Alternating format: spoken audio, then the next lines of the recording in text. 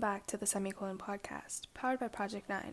We are your hosts, Jeslyn and Yvonne, the founders and directors of ProjectNINE.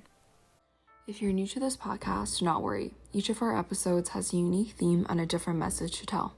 You're more than welcome to catch up on our previous episodes or stay here to embark on a brand new journey with us. Thank you to those who have been supporting us since the beginning of this journey. All of your interest and input are greatly valued. If you have any feedback or a story to share, feel free to let us know through emails, DMs, or by filling in the form in the description section below. That's all for our introduction. Without further ado, let's start the story for today. Episode 5, Mental Health and Culture.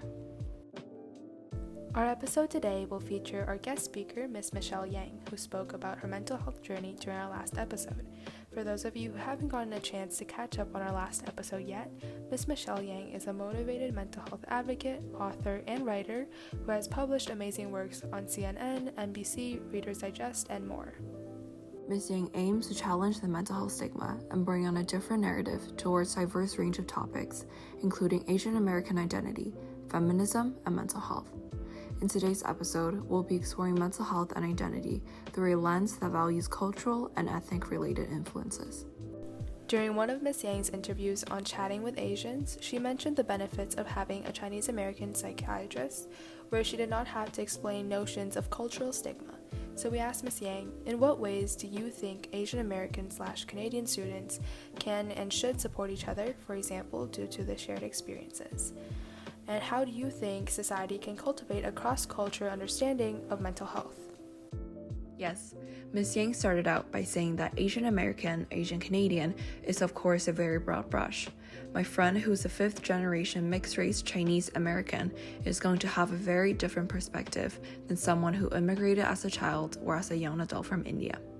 That said, I think the biggest thing we can do for each other is to listen without judgment, without defending the actions of parents or cultural implications that may or may not be involved. Just listen. This is the same across any culture. Yes, we would like to emphasize the phrase, listen without judgment. It is so tempting to just throw in our biases and perceptions while trying to be a listener, but in any environment, especially ones where a friend is being vulnerable and trying to open up about their experiences, this can be particularly harmful. Ms. Yang continued her response by addressing the alienation of immigration experiences versus those in an Asian environment. She said, "For me, what can make the Asian immigrant American experience especially alienating, and I assume it is similar for Asian immigrant Canadians versus those living in Asia, is that in Western culture, corporal punishment, extreme pressures for academic success, and other family pressures is not the norm here, where it is more the norm in many parts of Asia." I can 100% relate to this. Growing up in 2 different environments and experiencing 2 completely different cultures and education was very hard and can cause a lot of self-doubt. This also emphasizes why having someone who understands both sides of the story can be really helpful and reassuring.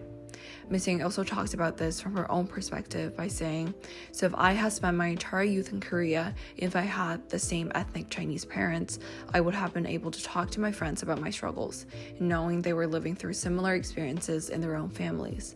But in the US or Canada, the pressure are not only turned up from being immigrants, but we're often dealing with it all alone." Ms. Yang then followed by saying, "Believing no one else can understand what we are going through is a crushing experience. This is how turning to supportive fellow Asian American or Canadians might help. I think this is a key message that I hope our listeners can take away with them at the end of today's episode. Sometimes what matters the most is being able to be heard and understood.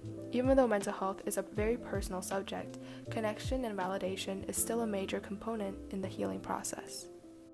I will definitely have to agree with this, and building a space where the kind of connection and validation can be carried out is also an important next step we can start to think about in different communities.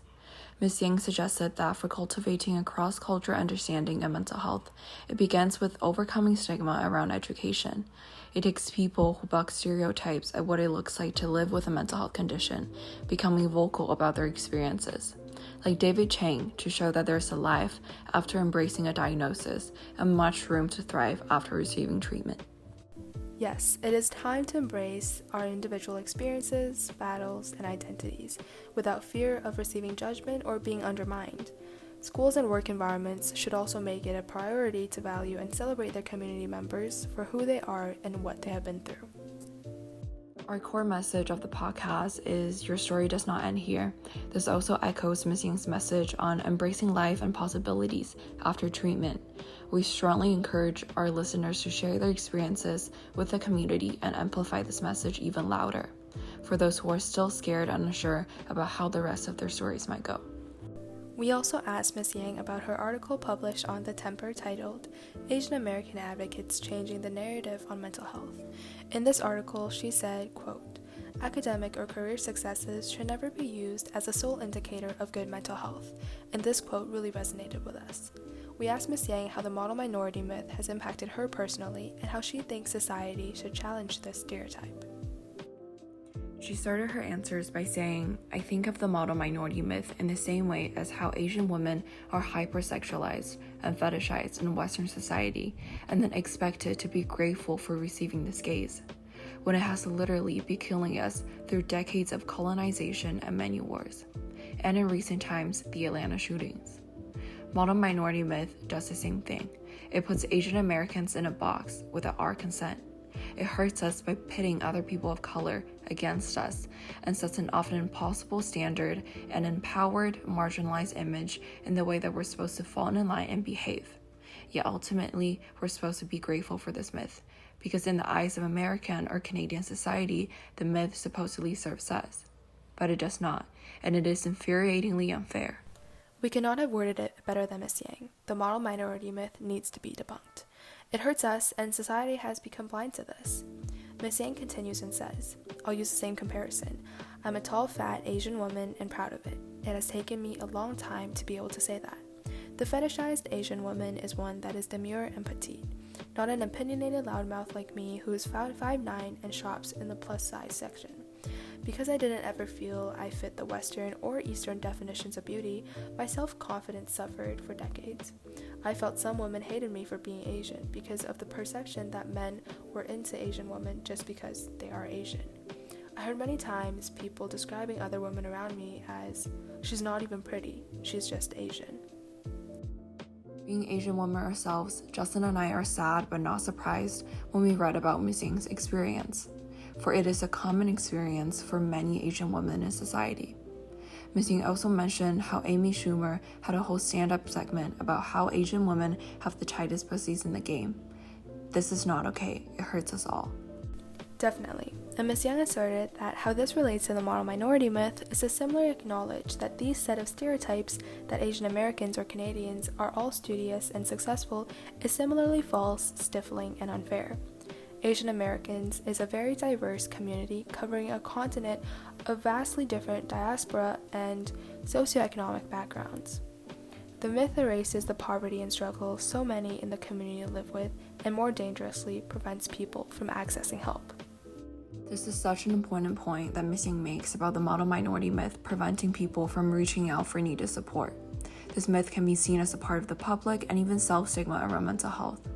Ms. Yang brings her sharing to a personal level by saying, the model minority myth specifically impacted me because I had good grades and was involved in middle and high school.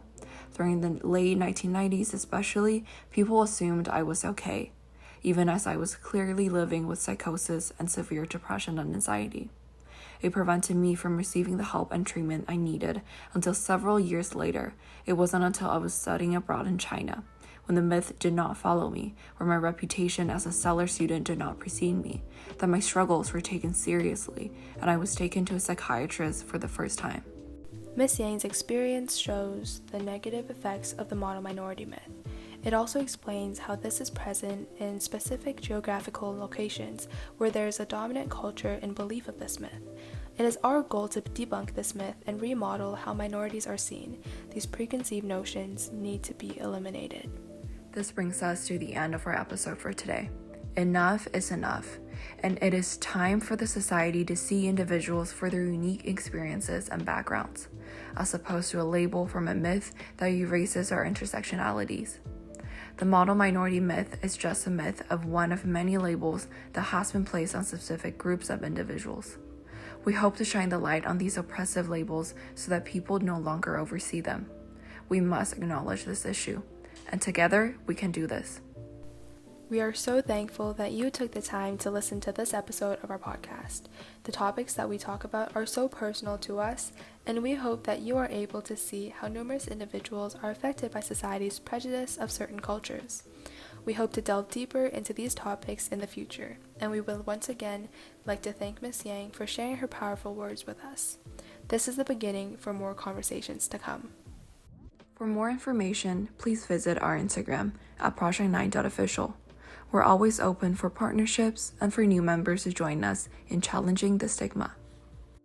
If you are in crisis and in need of assistance, please call 911, your local hotline, or attend the nearest emergency department. Thank you for tuning in to this episode of the Semicolon Podcast. Remember, your story does not end here.